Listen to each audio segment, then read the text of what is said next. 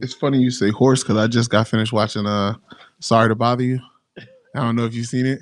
So yeah, I got the horse shit like fresh in my head. You ready? Yeah. Good morning, everybody. This is DJ Envy, Angela Yee, Charlamagne and God. We got a Breakfast Club. We got a special guest in the building. No, I'm joking. I had to do that.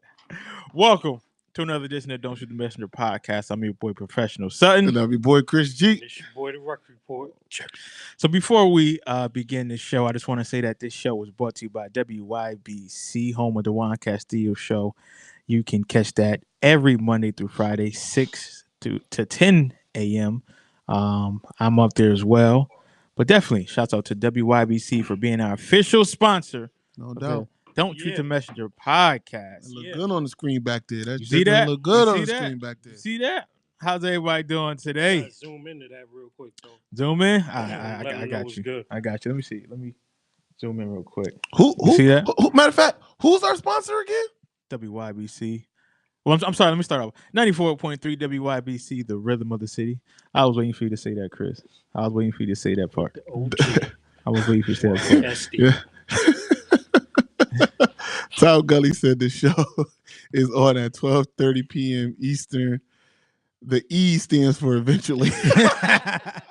Tom, you know how we get down, Tom. You know. Tom Gully. Oh my goodness. You know how it goes, Tom. I want to shout out Tom. I want to shout out Tom because yesterday he gave us a big shout out on the show. He gave me a big shout out about boxing on the show, and it's thoroughly appreciated. But also, he said that he was basically talking about how he feels that he's the podcaster's favorite podcast because he got a lot of people who got shows he's Mike Beasley. that listen to his show. He's Mike Beasley. And I'm going on myself. I said, yeah. You that dude. That's he's your rapper's favorite rapper. Yeah. Like, no doubt. Like, I love Tom's show. Always go in and check Tom Gully's show. 7 p.m. Eastern Standard Time. And it is not 7:30, 7 Eastern Standard Time. On time. And sharp. I mean, sharp. 6:59, they clicking. Matter of fact, he does a pre-show at around like 6:30, 6:45 that bleeds into the 7. So when I say it starts at 7. Oh, yeah, it starts at 7. It starts at 7. Live, people. I just want to say shout out to Lisa Anderson. She's a listener of the 94.3 show. I seen her last night at the Maxwell concert. Great concert, by the way. So I want to shout Lisa Anderson out. Also, people, do not forget to hit that share button. You was booed up yesterday? Yes, I was. I was booed up with Myra. Hey, Myra. Yeah, I know how it go. Booed up. Wait, I'm gonna say this though. I heard it was a lot of undergarments being thrown on stage. Yes, it was. Yes, it was. Brother. Yes, it was. He was saying what it was. He might be my fourth favorite light skinned dude. Your fourth favorite. Fourth favorite light skinned dude. Yeah, me and light skinned guys, we okay, but You know what's funny about that concert yesterday? What's that? Is Quet up there, taking pictures with the fans. Oh yeah, with the WYBC. I got to, man. I love it. I love it. Listen, I appreciate everybody, and you know what? I'm still getting used to people coming up to me and saying hello, how you doing? Cause I'm not used to all that. Hey, Marquez, how's it going? Let me take a picture with you. That's something that's still new to me. I'm still humble. I'm still me. So. Myra, how is it dealing with this superstar, this mega star you got living in the house? That's that Mad Dog. No. Mad Dog come walking through the house. Man.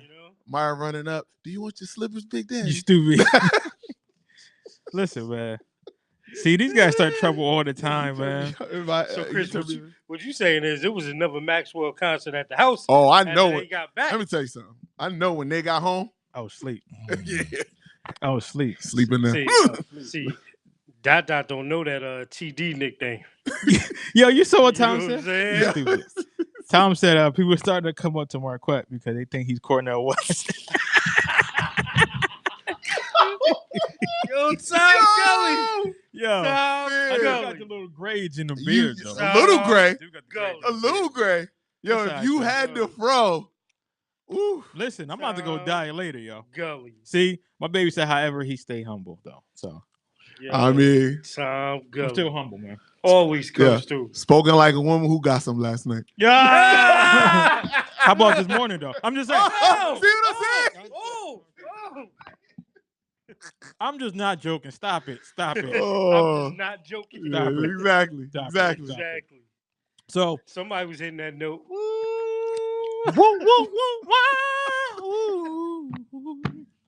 That's my joint Won't right he there. do it? Won't he do it? Won't he? You Oh, know- he did it. He did it. Oh, he He did it. did I it. like that show. Let me see. You know Maxwell get Mhm. you know Maxwell especially get a black woman in the mood. Yeah. What? Oh, yeah. You know, y'all crazy. Y'all crazy. You know when Yo. somebody don't got nothing to say, yo, y'all crazy. Yes, Y'all exactly. crazy. It was. I heard those people throwing their AARP cards up there, Yeah, stupid. room keys. Yo, yeah, they were throwing mad shit up there last night. He was cutting the food though. Let me see. I got to share with Juan. Juan's like, yo, I already don't know my he food. was. Yeah, I know Lisa one said, thing. she was- yo, Lisa, I do know you see one what I thing. gotta go through, Lisa? Let You see Jill what I gotta Scott do? come up here. Mm. I ain't throwing nothing on stage but myself. You know what? But Yeah, myself. remember I was Yo. telling you about the corporate? Yeah. He's got like a video of him, and he would have sure he come in the room. He was like, "Yo, I'm ready for some Jill Scott pepper shaker," and then you go get up here and ride this thing. Oh man. Oh my God. Hey Jamila. Oh, Yeah, these guys are crazy, man. Oh, I my can't. I can't. goodness. So if you guys don't know, please hit that share button. Please do not, I have made it public so everybody can see, man. Don't cheat yourself, man. No, please don't. and don't cheat other people, No. because please other don't. people want to see it. They just don't know. Yeah. So when you share, they share, and we all share. There we go. You know, You see what I'm it's love, saying? man. Take that. I just love, came up with that. I was on the spot. Take that. Mhm. Shouts out to my boy Randall too, man. That boy Pav, good. for the Quiet Conversation podcast, No man. doubt, no doubt. Burns, we got to talk about that in-game. What do we even call that? Preview? Oh yeah, Avengers man. joint that came out. You ain't see that? You I ain't mean, see that I in-game? saw it. It was very, very uneventful. Here's the thing, right? And I know we're I not think going to that spend was too good, much Hey time. Marissa. Here's the thing, right? We already know what happened. And the only thing they showed us in the trailer was them reflecting on what happened. I'm just saying, the first Infinity War trailer, I seen Thanos throwing a planet. I'm just saying, can I get a little something? Listen, Can I see some action? Can you give me a taste? Can I get a ain't want no sprinkle? taste. You know what it was? That was listen, man. They did a whole bunch of foreplay. Randall is on in here. that trailer, Shouts out to Randall. right?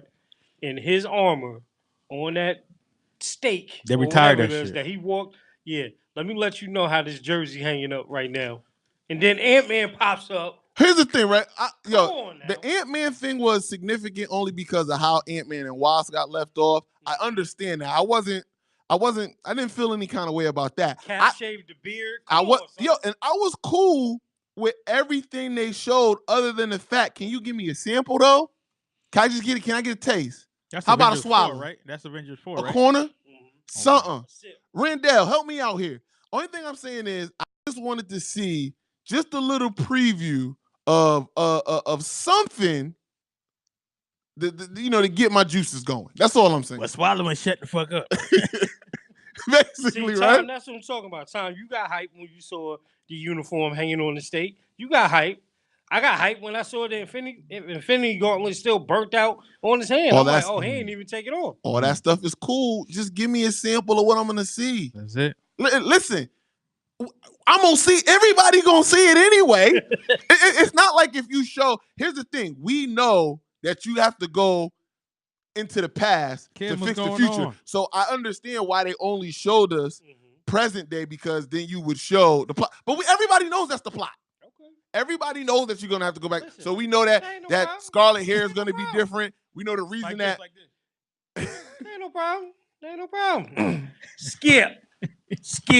I can't wait. Let me tell you something. Yo, but speaking of him, I already know where you're going. I really want to get to that because he really Skip was trying it. And what's homegirl's name that's on the show with them? I don't know, because the white one, right? Because they Yeah. got a couple different ones that 'cause kind of she fill was in trying there. it too. And Shannon was like, so if y'all saying him, then anybody accuses domestic violence. Done. Wrap it up. Hey, Kim. Oh, Can't wait. happen. I.O. No, but he was right. Ooh. The reason I agreed with him is because he's saying, oh, listen, because if a doctor or a lawyer, Mhm. they don't get held up to the Nope. to the high standards of a NFL football player. Don't happen. Yo, you It know what was the something. crazy thing And then he had the is? gun show 2 days ago at the Lakers. I said, yo, Shannon, you about 54 looking ready. Yo, you know who is Still on doing him? it. No, not Joy, Delicious. not Joy Taylor, because Joy's on the herd now. Yeah. They got 2 new ones that kind of fill in since Joy left. But you know, Delicious is after him though, right? Flavor of Love, Yeah, Delicious. yeah. The thirst be real Yeah, and delicious. real. On all his picks. I just I need to go on Shannon meal plan or something, man. He's a middle player. Get the thirst like that. I tell you what, though, one of the few times I agreed with Skip about what they were talking about was basically how they were going through the Kevin Durant statement. Mhm. And we might as well get into it, right? Yeah. They were going right through into what he said. And for some odd reason, and listen, you guys will have your own opinion about it.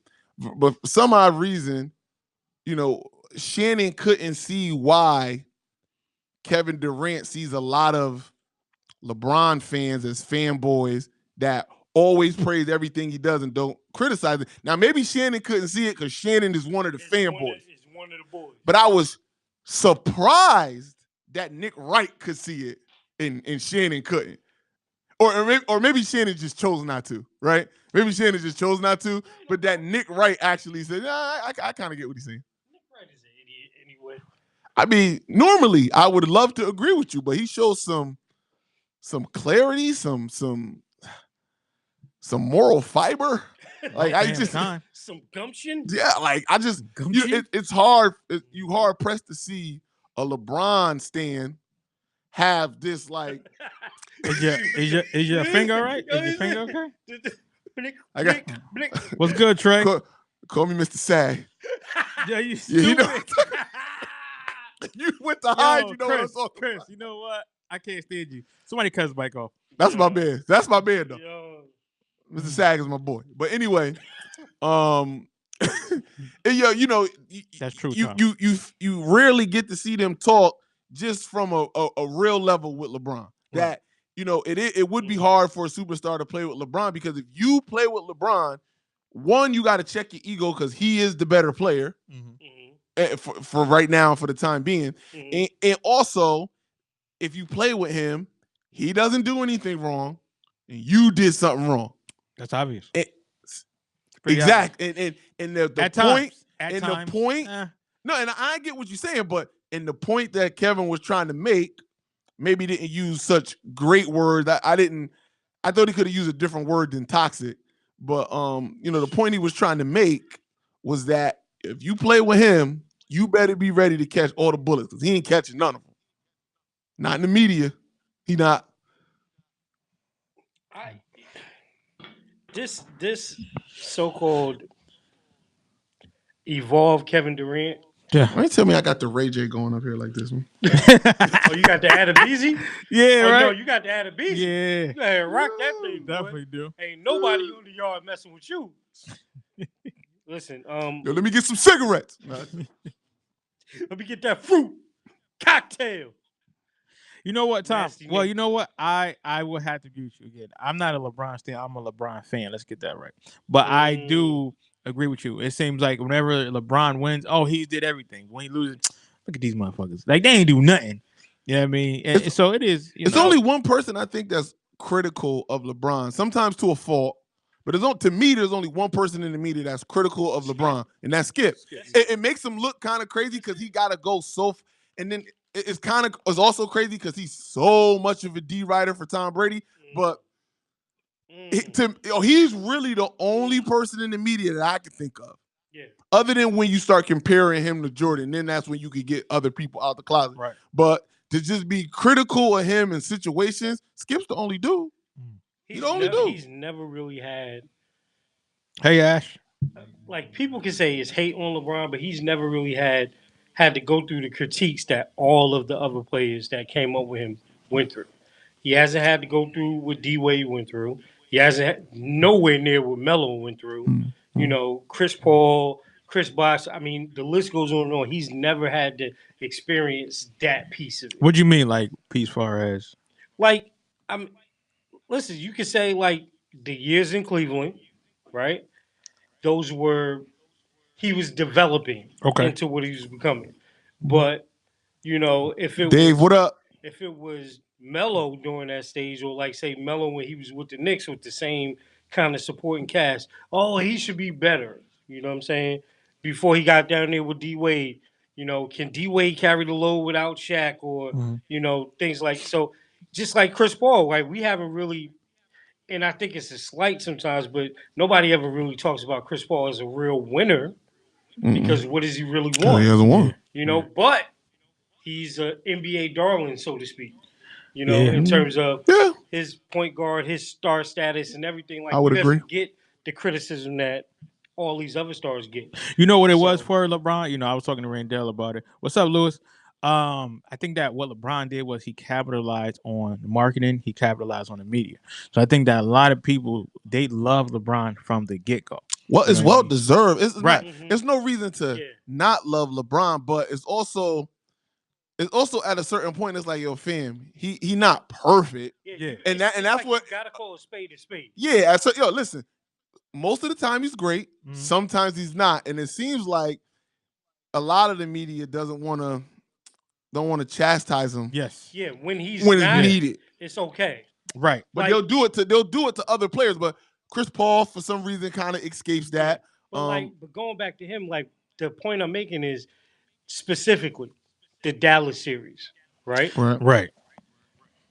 He was the one spearheading that whole thing. We the villains, we the bad guys. True. We do this, we do that. Remember him and D Wade at the press conference, Not one, And- not five, right? not But seven. even before that, even the press conference during the series, Mm-hmm. he made the joke about Dirk being sick. Remember? I do. And everybody went like this. D Wade, why'd you say that? And he's sitting there like, I didn't even do this to the mic.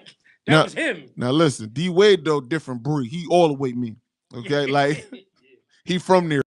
Yeah, he's he really there. from Chicago. So I mean, he was able to handle it a little bit differently. But everybody can't handle that. I mean, No. I think of Kawhi Leonard. How would Kawhi be in that situation? He already don't talk. He laughed one time and broke the internet.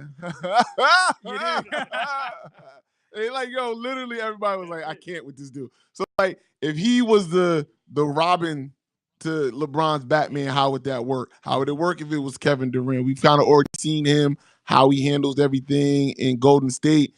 And that's a good situation. Right. How would you handle with LeBron if it was a bad situation? And I would like to see Durant in a tough situation without any of that. Like the situation that I think he's probably gonna, if they win the championship, probably gonna put himself in free agency. Because now I want to see if you say this is what you want and you want to be that guy, Let's and see you what's want to up. be the best. Listen, I really want to see how you do it. but then you kind of see it though when Steph was out and Draymond was out, and it was just him and Clay, and you got to see to me, and you can tell me if I'm wrong. It's just my opinion, but you got to see how Clay would be as a legit number 2 without Steph, and how Kevin would be as the number 1 with a, I don't want to say not on the par of as a number 2 because Clay is a number 2, but he's a standard number 2. I mean, he's an excellent shooter. Obviously, he's gonna go down as a top 5 shooter all time. He's the best version of a D&3 guy. But he doesn't really he can put the ball on the deck, but what you want him to do is put the ball on the deck. He can dribble, but you want him not to dribble. You want to force him to dribble. And you got to see how a team led by Kevin Durant and a legit number 2 in Klay Thompson would be. And the Warriors weren't that good. No, they weren't. And that's what I'm saying. I'm like, they were below, if I could dare and say it, below average. They weren't great. No. Even if you talk about the 51-point game in Toronto, it jumped off the page because of the kind of shots he hit. Right. True. It didn't jump off the page like a true 50-point game. Right. And then again, can he handle a full 82 games of that? And That's a good question. Make it successful. That's right? a very good question. We've seen Bron with bad teams in Cleveland. Yes, we have. Make it look very good, right? But that's what makes him great. Yeah, and that's what I'm saying. We've seen him not only make it look very good in the regular season, but push a very poor team by standards, Mm-hmm. right, Mm-hmm. to the championship. Mhm. I just don't think that's Kevin's game. Does he have that in him? So I don't on that think so. note, so I was reading through some of these comments, and shout out to everybody that's commented. So Trey Larkins, he said, so I got a question for y'all. Mhm. I'm a Packers fan, so obviously everybody I been love you, talking Trey. about the QB this week and Rodgers. So do y'all believe Hey, Von. Rodgers is similar to LeBron in that when the Packers win, he gets all the credit, but when we lose, it's everybody else's fault? He said, what y'all think about that? I'd be pissed. Okay, so as a Packers fan, this is how I see it. Any quarterback in the NFL is going to get or going to garner all the credit when the team wins. Okay, Especially if that team is in a position to have to come back and win. Right. Right? So if we're looking at just this season alone, start game one, gets hurt, we're stalling out, he has to come back and he's magical and leads the charge. Mhm. Right? Game against Arizona just last week. Not good at all. Very subpar for his standards. He gets the blame. The coach get fired. He gets more of the blame. But there were other things involved in that game. Right. There was a bunch of missed tackles on defense. Mason Crosby missed a game time field goal again. At home. At home, we had another fumble, by some of our running backs. Like, so there were a lot of things going on. So I don't think that Aaron escapes it. I think if there is, and I'm kind of biased, but I think this is actual for me. If there's one QB in the NFL that escapes all the negative, it's Tom. The chatter for him Yeah. is his negative is, oh, this should serve as motivation for him. It's never he's just not playing well. It's never their team isn't that good. It's always something else that goes on with the Patriots, whether they manufacture it themselves or the media. And plus, I think it's taboo to talk about them in a negative light. Yeah. If you're on a media outlet, there are not a lot of people that you're gonna hear that come up and say, "Yo, they're not good. They're not this. They fooling people with this running back by committee. Their assistants never turn out good." You don't hear that type of talk. You hear it up here though. Yeah. Cause I love me some Tom Brady bashing, but I digress. I'm here for it all day. I know you here. I mean, it's probably wrong, but You So see? now wait. So Tom had a question. He said, what are the Packers thinking, saying Rodgers has no say in the next coaching? It's one thing to have that policy, which I don't agree with, but to come out and say it. He said, think Manning didn't have a say when Dungy left. Please. Well, I mean, I think it was different with Manning, just because with Manning and Tony. I think just because Jim Caldwell was already there. Yeah. And they were already grooming him to be And Peyton was very familiar with him. very, very familiar with him. So he was comfortable. So I don't even think they really talked about it that much. But I do think he had a say when he went to Denver and Yes. who was it? Kubiak, right? Kubiak. Mm-hmm. No. Before Kubiak. It's my Fox. Fox. I think the transition from Fox to Kubiak, Yeah. I think they definitely had a discussion They with him. went I think any franchise quarterback, they don't have to make the decision on who's going to be the next coach. That's too much power for anybody. Right. Yeah. Hell yeah. But there should be a conversation. These are a list of coaches that we like. This is what we could get.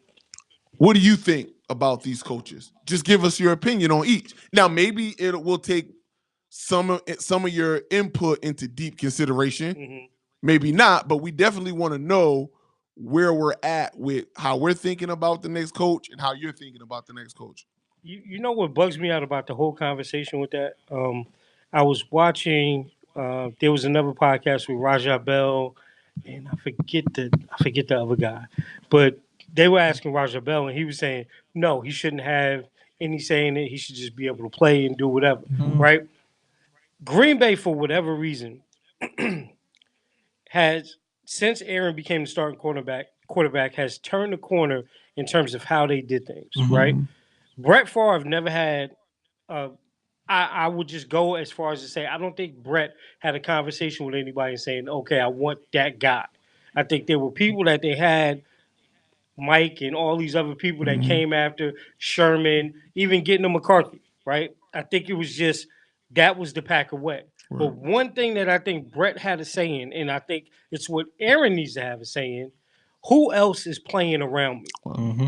Brett was very instrumental in getting Reggie White from the Eagles to Green Bay, right? Got to be. They have never invested in Aaron to say, who do you want to play with? And I know for me it's factual because if you look at just this past offseason, they didn't even go and talk to him about Jordan. He was upset about Yeah. Jordy. It just happened, He right? was upset about that. And how do you do that, right? Go to this week, Cleveland news outlets interviewed Demarius Randall, and he said, listen, you can't take Aaron out of the equation in terms of what's wrong, but how can you expect him to be magical when you trade everybody away? Yeah. And he went down the list of players, and I'm sitting there, and I'm like, this young boy is on point. And he wasn't even bigging himself up. He said, listen, you got rid of me. You got rid of Ha. You got rid of Jordy. You got rid of Eddie when Eddie was still decent. Mm-hmm. You Yeah. got rid of Ty Montgomery off a fumble. And the list just kept building. I'm like, damn. Right. Ty He's Montgomery should have never even got on the plane he got to go rid of back himself. to Green Bay. Yeah. He got rid of himself. But I'm saying, what quarterback do you know that doesn't have a say in who comes to the team? A franchise quarterback. Right. Us. What's Brady. up, Juan? Now, Tom Brady. yeah. Tom Brady. Okay. Tom Brady gets the shaft from Bill Belichick a lot of the times. Yeah. And he kind of has to work with and What say, he look, I'm giving your boy Thank you, Chris. props right now. You know, it's hard to do that. Yep. It's hard to do that. Terry said, But Trey said Micah Hyde. Micah Hyde. Yeah, true. But the reason why it works with the Patriots is because they have an ecosystem. Mm-hmm. Okay, True. how they run everything. I mean, everything works with each other. Yes. So they'll get. I think you know, unless you're Tom Brady, that they will get rid of you before you even over the hill. They'll get rid of you while you're on top of the hill, getting ready for the next Malcolm transition. Butler. Jamie Collins. Yep. Right, exactly. Yeah. So, they do things a little bit different, but that's the only other franchise quarterback I can think of that doesn't get a say. But Everybody else, though, I mean, you want your franchise quarterback to be happy with what he has out here. I mean, you think about Tom brings up Manning, and I love talking about Peyton. Peyton always had. Even Matt Ryan, though. He don't deserve it. Even Matt Ryan. You want to talk about a guy who doesn't deserve to have He the don't deserve to be weapons in the and NFL. options. I won't go that far. Shit. I won't say he don't deserve to be in the NFL. Okay, back He up. like dude from the Wire. Yeah. I won't get crazy. I tell you what he don't deserve. He don't deserve Julio. And I tell you what Julio don't deserve. He doesn't deserve to be shackled down Oh, shit. with the thick peanut butter sandwiches that Matt Ryan eats. Right. Okay? With no milk in sight. Every time there's a big game. Oh, my God. He needs some milk. Nah, but you know what? That should be his family crest. Matt Ryan should be a thick old peanut Jiffy. butter sandwich. Jiffy. Man. Oh, But- my God. With a slogan, every time it counts. But no, I do agree with you 120%. You know what I mean? Because I think Chunky that, peanut butter. you know, That's right. I think that with Aaron Rodgers, he should have a lot to say because it's not like he's coming in year 2 or even year 5. He's been here 14 years. So I think that he should be able to have some say or say, okay, well, what type of weapon should I have? You know, also on defense, what do we look like? Because he is a franchise player. And if he's a franchise, you got to maximize him, like Tom said, to the fullest. Even you some have of to the make sure. franchise players on the other end. I'm sorry to cut you off. Nah, that's all but good. even some of those guys, like, how do you not, as a defense that's coming into a new system with a new head coach, you get rid of Dom Capers, and you don't go to Clay and say, hey, you want to resign Julius because you know he's the other side to you. That's what I'm saying. You don't do that? Right. Where does that happen at? I think that at least one offense. Where? I think that on defense offense, it should be one player and one And one play from offense You're defense. talking about two of the most marketable players That's what in I'm the saying. league. Do you think that they possibly, and this is not my bias coming in, but do you think that they got rid of AJ Hawk a little early too? Listen, When Hawk was there? listen. Yeah, Let me tell you, they got I agree. Because I felt like Hawk covered up the dirty work. Yes. He So that covered- Clay could he be covered up fantastic. AJ Hawk should have never even got on any plane that resembled anywhere going to Cincinnati at all, right? But it's the same thing. You look at listen, we gave up on AJ, we gave up on Casey Hayward. We gave up on Nick Collins. We could even go back to Dorsey Levens. Damn. We gave up on that. Mm-hmm. And you're talking about a 1,200-yard back that they said, you're going to be 31. Yeah. True. You know what I'm saying? True. But again, this is the thing, and this was the argument this morning. You talk about it, everybody wants to put it on. Okay, well, it's not Mike. It's got to be Aaron. It's his fault. He wanted him to go. Listen, coaching is what it is. The hot seat is what it is. But at the same time, if you're coaching a team and you know you have a kid that's on the sideline that every time he gets in the game and he touches the ball, he gets 100 yards. You got Aaron Jones sitting there. You had him sitting there last year. You get him the first 4 games this year, you have him sitting there. And as soon as you put him in, what happens? A buck. Yeah. A $1.25. A $1.50. What do you get in Miami? Like 164. Yeah. And then you get these questions. How can you answer them? Right? That's tough. And then as a head coach, you might not have a say in some of the stuff, but I'm guaranteeing you in the draft room, you're there. Yeah, for sure. You're with the general manager that's saying, okay, let's get this guy, let's get that guy. And you mean to tell me none of those times you just say, hey, you want to trade up and get a tackle? You want to trade up and get a guard? Hey, Adrian Peterson's going. We got a one-cut system. You want? Yeah, that's tough. Everybody. That's tough. Everybody. But now we have to sit and see what's now going to happen. Well, that's why I definitely had to let you talk about it, Ruck, because I had one you to vent it out. I was, talking to Randall. I'll let him vent it out as well. But yeah, we shall see. But I'm happy though. Yeah, I'm happy that now the change has been made. And even the crazy thing, Chris, because we play Madden or whatever. So I was like, you know what? Let me see what this team will look like. So I blew the whole joint up, blew everything. Randall gone. Clay gone. They on the little ticket saying, I can't believe I'm out of Green Bay. I thought I was going to retire. No, you're traded, son. And the team looked absolutely horrible. I was like, and couldn't get nothing for him. Well, nah. I'm like, wow. Long in the tooth. Can't do nothing with him. Dope. So now we'll see. Speaking of letting people go or people leaving, Urban Meyer. If y'all don't know, Ohio State. Kim still around? Coach Urban Meyer, he stepped down. It was funny because earlier this year I said, Chris, don't worry, he's going to do it to you guys. And I said, as soon as they get rocky, watch he going to do it to you guys. It wasn't rocky, though. I know.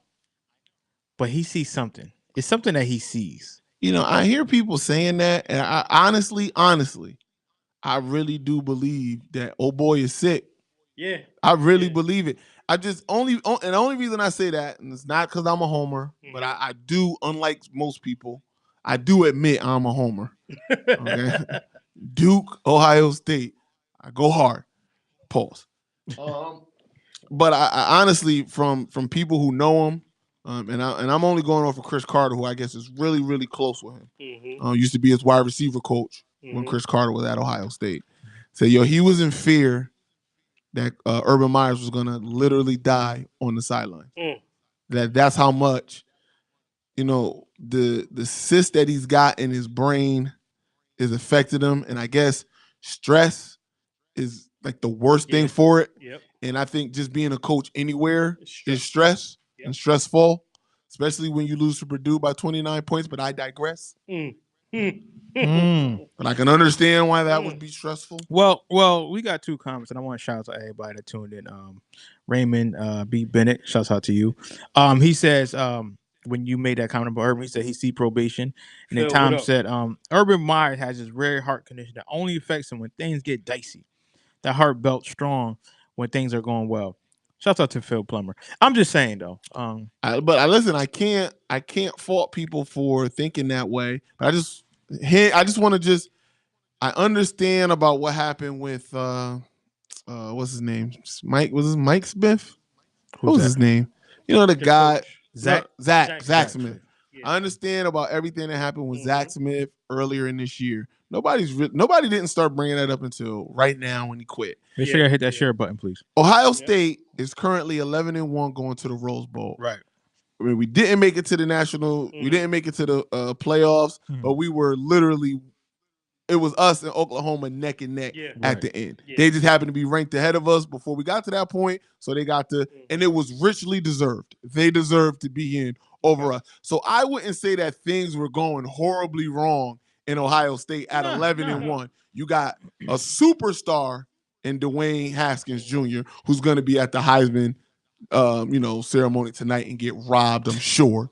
And Tom cold-blooded. what did he say? He said Zach Smith White should be the one with the heart condition after all that stress. Cold-blooded. That is cold-blooded. It is, but he doesn't have a heart condition.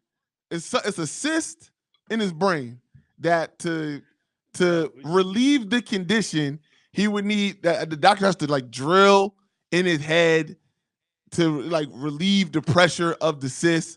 I'm not saying somebody at my job said, he thinks Urban smells something coming down the pipe. He wants to get out ahead of it, almost like he did in Florida. Got out ahead of the scandal that kind of, took them back a little bit. But listen, this wouldn't be the first or the last scandal that Ohio State has endured and still beat Michigan. So, and any coach. I do not like Ryan Day as the head coach, but that's me being bougie. This is Ohio State. Kim, I think you'll back me up on this. This is Ohio State. I want a big name coach. When Ohio State is open, from a job standpoint, we get the pick of the litter. That's very true. And you pick Ryan Day. There you go. He has fluid in his brain. I'm telling you, it's like this is a real thing. Yeah. No, it is real. It could be combined with, man, there's some shit about to happen that I don't want to be a part of, so I'm just going to step down. Now, I think everything you can never deny that. I think everything that happened preseason, and especially with the suspension, he was like, yo, y'all really going to do me like this? Yeah. Bet. I'm out. He really wanted to ride out on the horse, though, with that national championship. Listen, I really, really hope that he'll be fine. Hope it's nothing really serious, but again, I've seen the story before. Yo, I've seen the story before. Gully. A funny thing about Gully yesterday, I found out. Gully, and you correct me if I'm wrong, Tom's great-grandfather or just great-grandfather was the heavyweight champion of the world back when it was bare knuckle boxing. Gully. What's his name? Gully is in his family. Last name Gully. Okay. That's what I'm talking about. Last name Gully. Yo, bare knuckle lost to the champ in a 64 round. Damn, 64 rounds? Boxing match. That's like 6 fights for some people. Right. But back in the day, the rounds didn't work like how they work. Now it's just 12, but you used to be able to go. He said 13 greats. 13 greats? Great. Yeah. Well, I mean, I thought you traced it back to. He said he's Hyman Roth from The Godfather. I thought you traced it back, and please correct me if I'm wrong, but I thought you traced it back to like the early 1900s. Early 1900s, huh? Early 1900s. I mean, it was early 1900s. If it was 1900, that was only 118 years ago. Right. That's 3-4 generations. Not even. It's like 3 generations. But I digress. He told a great story yesterday about his, grandfather with some greats on it, however many. Early 1800s. Okay. I thought you said 19. Okay. So down there. Okay. That makes sense. Damn near around the time the United States became United States. Tom, I got a question for you. I wonder what our great grandfather was doing. Stop. At that time. I just want to know. Tom. I just want to know. Stop it. But anyway. Anyway. Oh, look. He even got the he's got the he got the link. So check it out. Yeah, because he was talking about it on the show. But to get back to what Kim was saying, and we'll get into some boxing later on. But I do think they think that Ryan could take over, and he did win a couple of games while Urban was out, but it was still under the allure of Urban. Mm-hmm. You know what I mean? It was like Urban legend, huh? Right, Urban legend. There you go. I mean, it was cheesy, but it worked. But it worked though. I'm trying. But I think get sick when the cops is coming. Yo, maybe. I think that's a reason to get sick. Yo, shout out to Raymond Bennett. This is first time here, but dude is definitely doing his thing. Let me tell you something. he keeping up with, you know what I mean, the way we chop it up in the room here. So I appreciate it. It's funny. He must be a Florida fan. I mean, he knows it's my team, but he still, knows my funny. gripe. But yeah, I think Ryan O'Day or whatever his name is, Ryan O'Day. He really don't like. I really don't. Listen. I'm a big name guy as far as Ohio State concerned. You put an O in front of somebody's name. Yeah, listen. Well, you going to Ohio State, so you fucking right. Jesus. O'Day. No, man, I want a big name coach, man. I don't know who's out there That's available. What I say, who was out there? I don't know, but we can look. Let me ask Bill Cowher. Let me ask a crazy question. I think I already know the answer to this, but a crazy question. Hopefully, you'll think it makes some sense, right? Big name coach. Jim Harbaugh. I was about to say that. I swear I was about to say. Would you take Jim Harbaugh? No, but I heard Why? rumblings. But I heard rumblings Why wouldn't you? of John Harbaugh.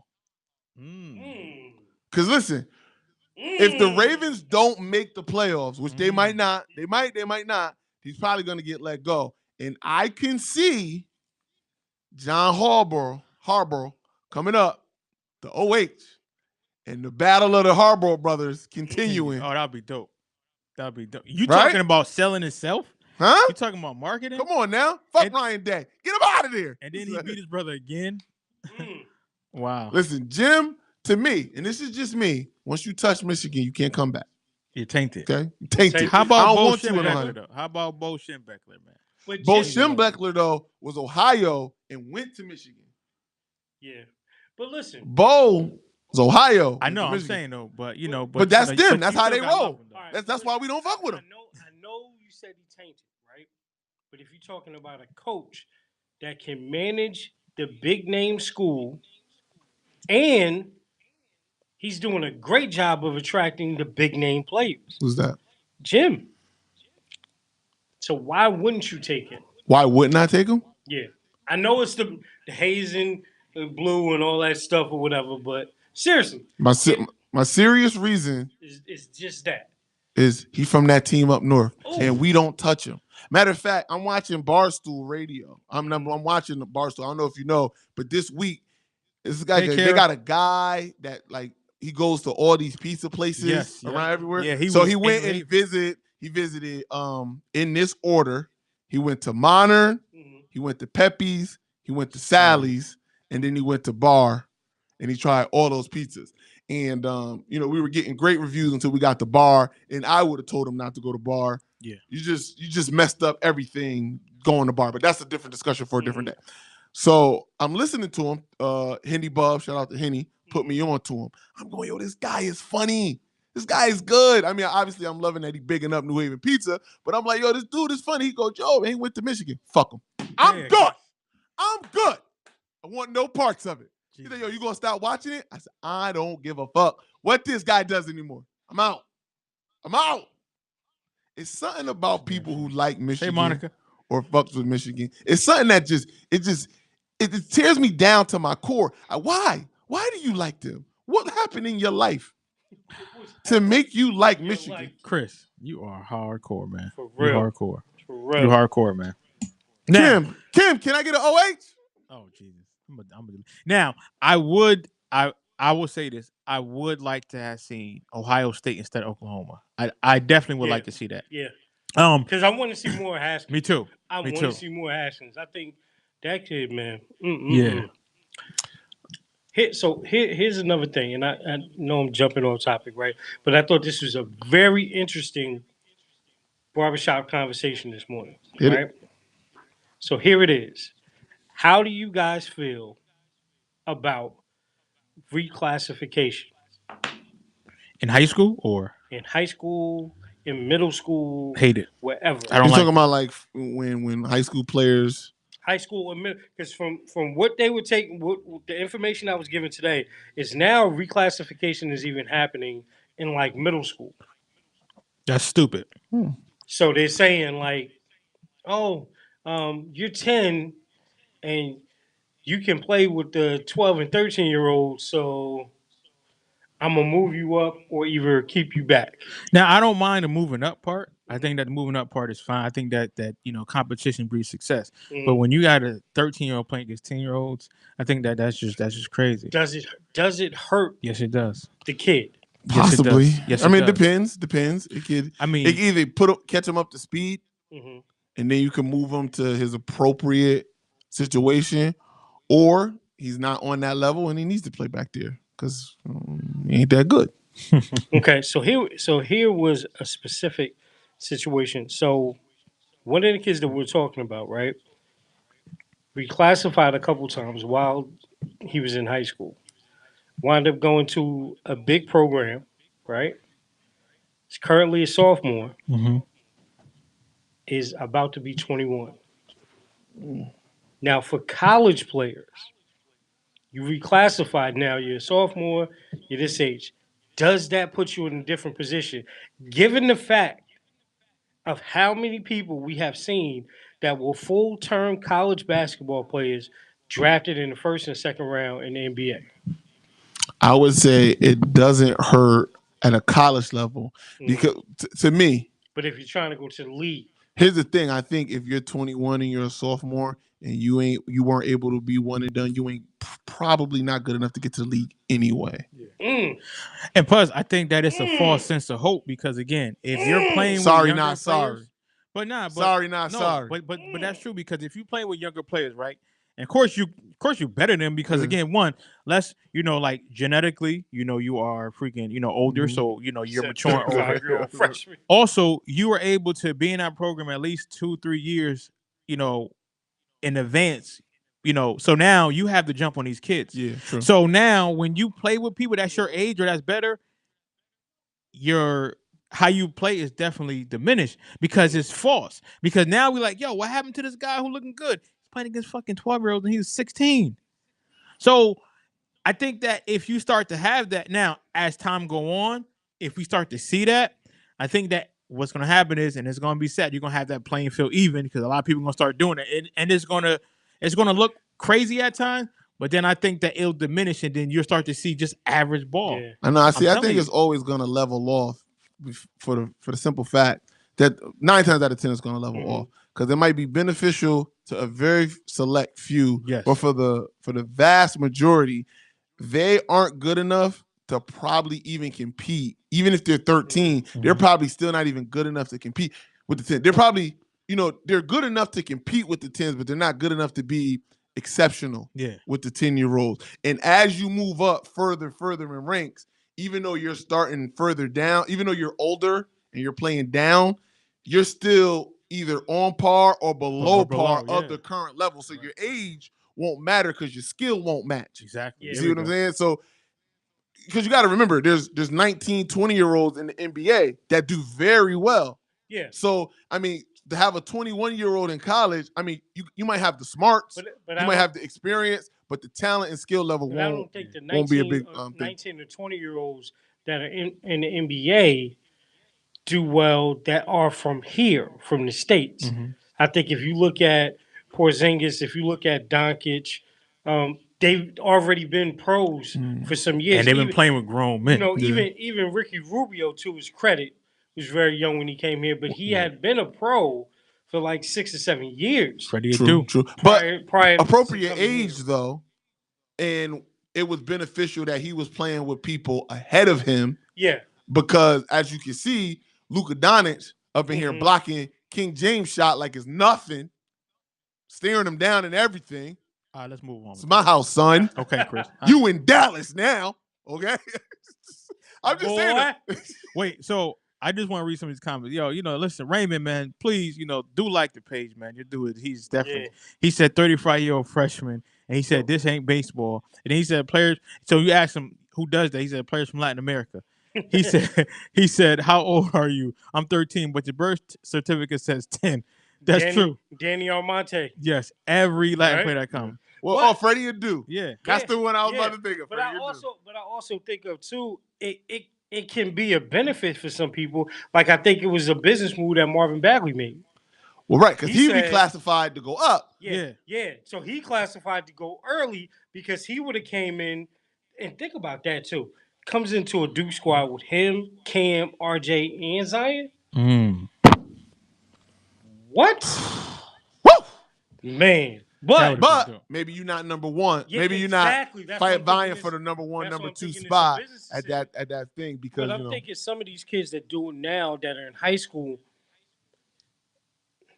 I just don't think if you're making a decision like that and you reclassify it to put you in a position as a sophomore that you may be struggling to get to the next level, then I think you had to look at that back in the day. Yeah. I give you one shot at it and let's see from there. But I think again what's going on is you're having parents that are supposed to be parents supporting their kids as, you know, athletes Right. saying, okay, we're gonna make this business decision. Dad, I got a full beard. I don't care, boy, you in the seventh It grade. don't matter. Like That don't Yeah, matter. that true, right there true. is kind of hurting these kids because I shudder to think what would happen if you were somebody that was touted as that guy And now then you getting you washed. don't make it. That's what I'm saying. Yeah. Well, I just want to say this. I do want to shout out our sponsor, WYBC, Yeah. 94.3 WYBC, the rhythm of the city. Cooch I was Diggs, about what to up? hit you with it. I was about to hit you with it too. Hold on. Let me Oh, do it again. Do it Excuse me. again.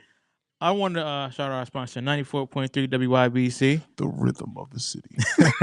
home of the Juan Castillo Morning Show. You can catch it That every boy Monday good. through Friday, 6 to 10, with your boy Professional Sound. I'm up there as well. Yes. So, yes. AKA Mad Dog. yeah, Mad man, Dog. Get some. that's still funny. Get some. Shout out to him. So, we covered the topics, and we are about to head off, guys. Because we have a busy day ahead of us. Rhythm method of the city. So Chris, in the boxing world, could you please let the people know what's going on, man? Well, if you didn't catch me this past Monday on 94.3 WYBC, The rhythm of the city. there you go. Where I broke down a very quick breakdown of what happened in the Deontay Wilder Tyson Fury fight. And you know what? I was glad. Me and Quet were talking minutes after the fight. Yes, We were chatting about it. We were going back and forth. And you know what I'm so glad for? Perspective and time. Time can give you more perspective. And I was hot when we talked initially on Saturday night because I'm seeing it and I'm like, my boy got robbed. He got robbed. With time came perspective. He didn't get robbed. I did think he won. But robbery. your boy in Tyson Fury, correct? Tyson Fury. Okay, Tyson okay. Fury. If anything, Deontay was gifted, but and not like gifted like he's talented. He got a gift in that decision. But robbery, I've seen robberies before. That wasn't a robbery. I broke it down into this pretty much the most simplest math to explain how boxing scoring works and how rounds work, right? So you got 12 rounds of boxing. You need to win the majority of the rounds. So 6-6 obviously would be a draw. That'd be you got 6, you got 6. 7-5 would be a win for you, but it's really only a win by one round, even though they're two numbers away. You see what I'm saying? And then 7-4 is it looks a little more convincing, but that's really only you won 2 extra rounds, right? Okay. So that's the way to look at it. So as the fight ended, as it went into the 11th, let me say, as it went into the 12th, I'm sitting with my, love of my life, my girl, and I'm watching. I'm going, listen, what he needs to do is a Floyd move, because I said that knockdown hurt him. Because to me, and that was to me, I didn't think Deontay had won a single round other than the round he knocked him down. Floyd said that too. That's how I felt 100%. But just because I feel a certain way doesn't mean that's how the judges are going to score it. I assume always, if I'm ever rooting for a fighter, you judge them more harshly and you'll get more towards the more even score. You see what I'm saying? And you always, and if your favorite fighter is fighting the champion, you need to judge them even harder. So as I'm watching the fight, I thought rounds 1 through 6, just to me now, 1 through 6 were rounds for Tyson, but they were close. Not a lot. Even if you look at the CompuBox numbers, he only outlanded him by I think a couple punches. It wasn't a lot. It wasn't a lot. So when you break that down round by round, he was really just getting just a couple more shots than him. Now, it was enough for me to say he won, but what you need to do is you need to judge them as toss-up rounds. Okay? So to me, 1 through 6, even though I thought Tyson won those fights, those rounds, they were close enough for a judge to be like, maybe he won it. Now, through my lens, I didn't think they were that close. But once you break them down and analyze it a little closer, you can say, I can see how you gave him this round. If you break it down round by round. So when the first 6 rounds to me are, muddy, then anything at that point is possible. Now, clear rounds, 7, 8, 10, 11. That's 4 rounds that I give to Tyson. Clear. These rounds I didn't think were muddy. I thought he clearly won it. You'd be hard pressed, even when you go through the judges' scorecards. They love those rounds because I thought those were clear rounds. You see, I left off one round. That was the round he got knocked down. So when you look at that, the knockdown gives him, Wilder, another round. So even though out of those 5 rounds, he only won one, Wilder only won 1 round. The 1 round that he won counts as a 10-8 round. So it's like you won 2 rounds. So you got to take another round away from Tyson Fury. So now you go into the 12th round. You get knocked down. Boop, boop. Now you're down to 1 round. So you got 6 muddy rounds, 1 clear round. You got 2 clear rounds for Deontay. See what I'm saying? That's why you get a score. Right. Well, the only 2 rounds I'm giving them are the knockdown rounds. Right. But when you got 6 muddy ones, they can kind of go either way. And that's what you're seeing with the scorecards. Even the judge that had it 113, he did have Tyson winning the majority of the early rounds, but he did give him 2 out of those first 6. One judge gave him the first 5. He was on crack. There was a Spanish judge, I think his name was Alejandro something. That judge was on crack. That judge was on straight crack. Base. Okay? Base. He was on the base because his scorecard, he had Wilder winning they won't be coming back for that. He had Wilder winning by 4 rounds. Even with muddy rounds, you can't have Wilder winning by 4 rounds. You can conceivably have it a draw or Wilder by 2.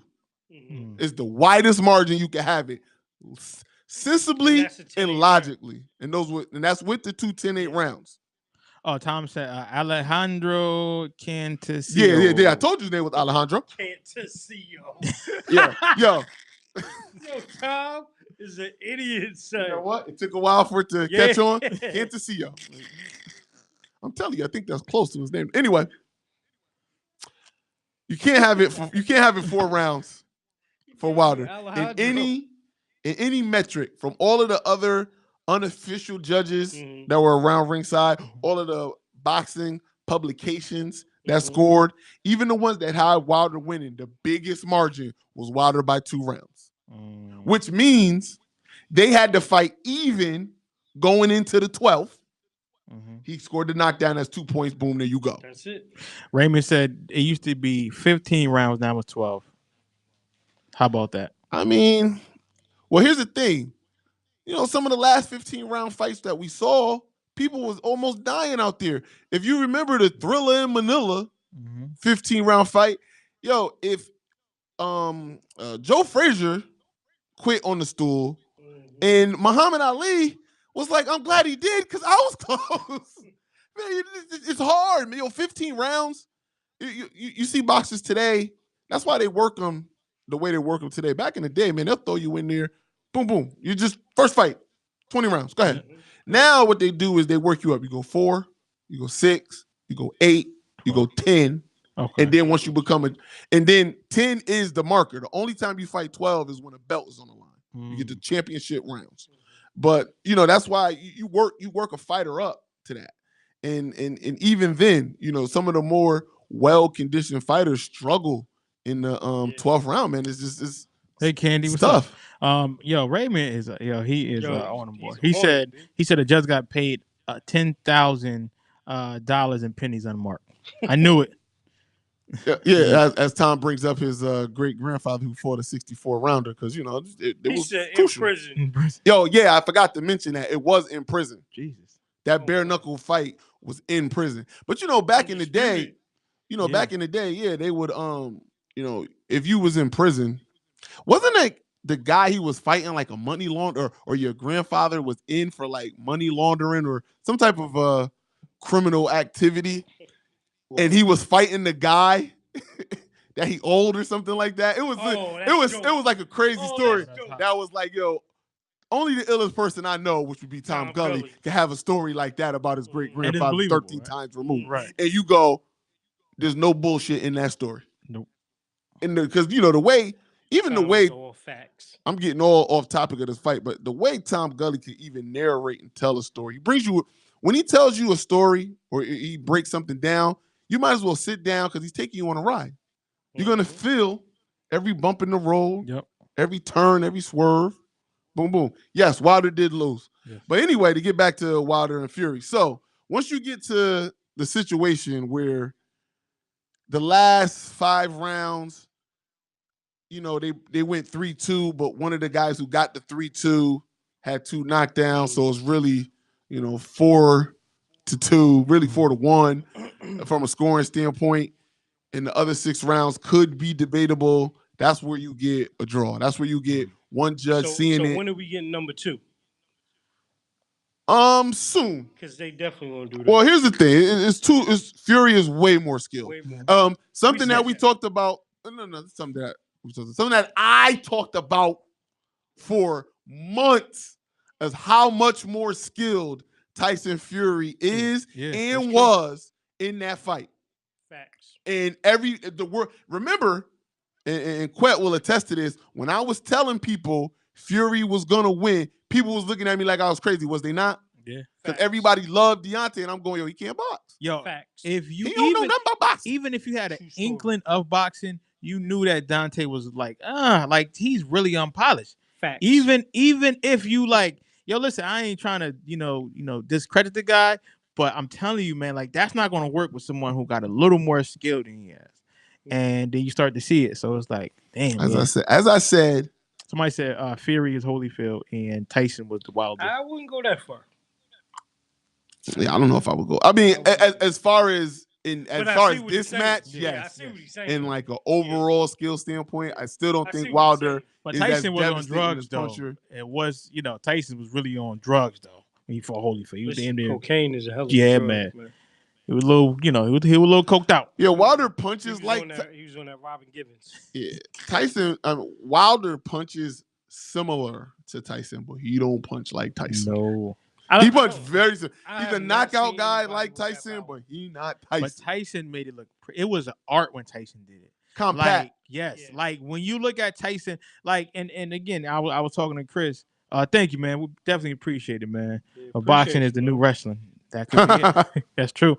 But just watching Dante, like you knew when he was about to punch because he'll put his hands up, and it's like, once Tyson Fury realized that, he was just tagging him, and Tyson Fury was just smiling, like you could tell how much fun he was having. Man. He meant just for this match that it was like Tyson Holyfield, which I agree. Okay, yeah.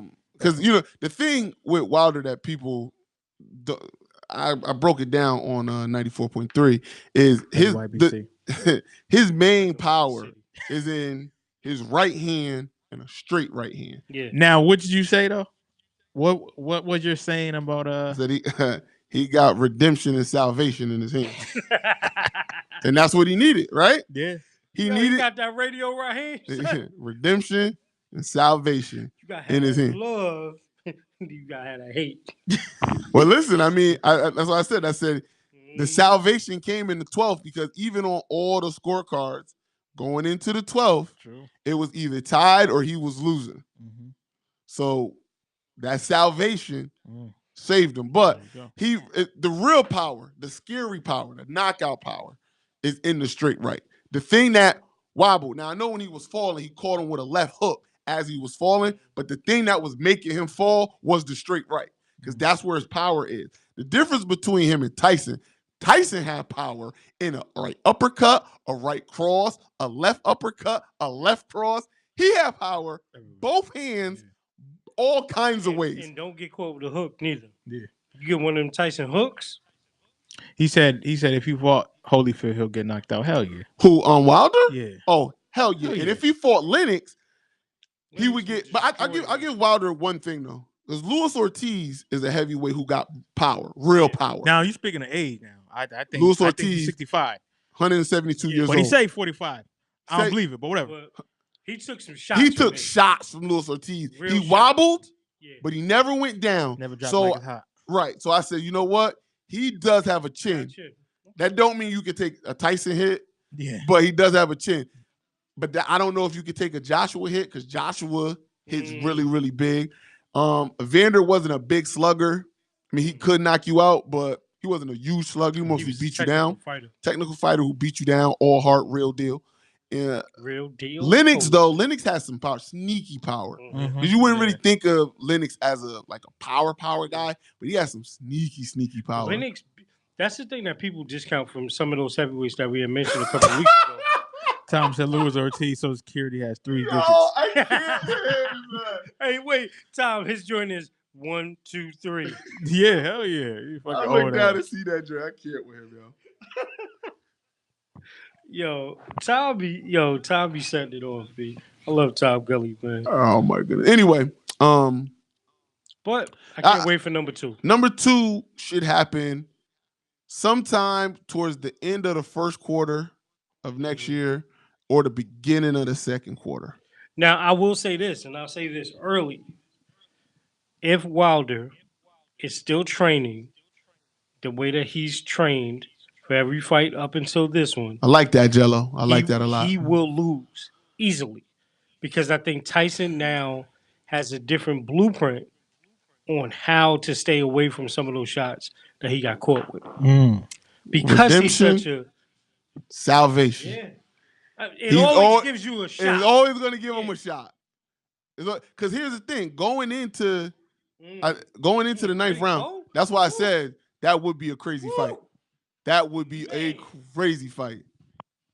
But the thing is, but I go with Bo. I go with Bo because Riddick Bowe had not only a hell of a chin, but he had some real combinations that caused people problems. True. Riddick had that real. Oh my God, man! But again, that's a different heavyweight. Riddick Bowe? Nah, where you get that from? Yeah, I'll tell you off air. I got it from a reliable source that he's like a cousin of yours. Like he like a cousin a couple times removed. Boy, he definitely is removed, but I don't remember that. But I know. Quet's stepbrother is Hassan Rahman. That was my dude too, by the way. You know what I'm saying? A cousin of yours told me that. Baltimore, okay. Yeah, well, I kind of figured when you were saying that. You know what I'm saying now? Yeah. Now, what side is that? I never heard that. It could very well be true, but I never heard that. Are you calling that person a liar? I'm just saying that I don't know. I never heard that. I'm not calling him a liar. Are we talking about Freddie that said this? No. I hope we ain't talking about Freddie. No. It's somebody else. But I'm not saying it's not true. I'm just saying that I never heard it. Okay. So yeah. So I don't want to slander that person. When you said Bo, it just made me think of it. I'm like, yo, I never asked you. I was taking it from another source. Yeah. I'm assuming. But one question: who we sponsored by again? We're sponsored by 94.3 WYBC. The rhythm of the city. There we go. Damn. There we go. That's boy's good. That's good. So listen, man. So we're gonna definitely get out of here, man. We're gonna definitely get out of here. And I just want to shout everybody that's tuned in, man. Especially for the new people. We got Jello, we got Raymond. I sent you guys friend requests, so you could definitely like our page and Jello. We gotta get you when we talking some straight boxing. You gotta call in. Yeah, when we're talking some straight boxing. And before you wrap up, I know you're about to wrap up, but there's a couple fights tonight. Yeah, go ahead, please. My boy, my favorite boxer right now. Mm-hmm. And everybody, if you want to know what real boxing looks like. At the Lomachenko. highest of levels, my boy, Visali Lomachenko, a.k.a. No Manchenko, because they don't want to come out the corner. Yeah. Lomachenko. Yeah. Yo, he fights tonight on ESPN. It's free, so everybody can see it. Go watch the number one pound for pound boxer right now. Okay. Lomachenko puts on a clinic every single time he boxes. He makes you look at boxing as a true art form. Go watch him tonight. Also on HBO is having his last boxing match tonight. Last ever? Ever. Oh wow. I don't know if I brought it up. I thought I brought it up here. HBO has canceled their boxing division. The new president says he don't see no value in it. This is the last HBO boxing night ever after 45 years or something like that of boxing. Clarissa Shields, the Olympic gold medalist, the two-time I'm watching that. gold Olympic medalist, and current women's middleweight WBC, WBO, WBA, IBF. WWE. Let me start over. The WBC, the WBO, and IBF middleweight champion is fighting the WBA other world middleweight champion. So she's going to try to unify the middleweight division tonight. So definitely go watch her. And then UFC tonight, Max Holloway versus Brian Ortega. And then one of my favorite female fighters, not my favorite, but one of my favorite, Valentina Shevchenko versus the Grim Reaper. I always get her name wrong, so I'm not saying it because it's too long and too Russian. It's Joanna. Just take some paper. Joanna Savich. Because it's always a bitch. I just want to apologize. These views that we are expressing are not bitch. those of WYBC, are those of Professional 94.3, Sutton, the rhythm of the Chris, city. and D-Ruck. So these views are not expressed by WYBC. I just want to say that. The rhythm of the city. Yeah, we gotta get out of here, man. We gotta get out of here. But yes, so definitely watch check all it out, that. man. So yeah, next week we'll be back at 1 o'clock p.m. So yeah, so yeah, check it out. Check it out. On that note, thanks again for tuning into another edition of Don't Shoot the Messenger podcast. I'm your boy Professional Sutton. And I'm your boy Chris G. And it's your boy The Ruck Report. OH. Peace. Now we hell no. Do play Yale tonight. Do remember.